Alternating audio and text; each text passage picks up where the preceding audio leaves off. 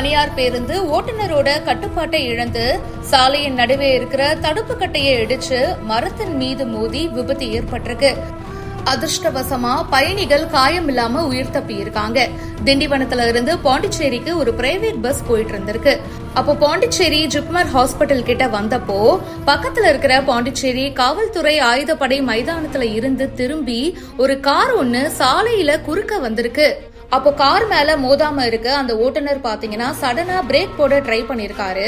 ஓட்டுநரோட கட்டுப்பாட்டை இழந்த பேருந்து கார் மேல மோதி சாலை நடுவே இருக்கிற சென்டர் மீடியனை இடிச்சு தள்ளி மரத்தின் மேல மோதி நின்னு இருக்கு. இந்த பயங்கரமான ஆக்சிடென்ட்ல நல்ல வேளையா யாருக்கும் எந்த காயமும் ஏற்படலைங்க. பஸ்ல வந்தவங்க கார்ல வந்தவங்கன்னு எல்லாருமே அதிர்ஷ்டவசமா உயிர் தப்பி இருக்காங்க. இது பத்தி சம்பவ இடத்துக்கு வந்த கோரிமேடு மற்றும் போக்குவரத்து போலீசார் விபத்துக்குள்ளான பேருந்த அங்கிருந்து அகற்றி போக்குவரத்தை சரி செஞ்சிருக்காங்க.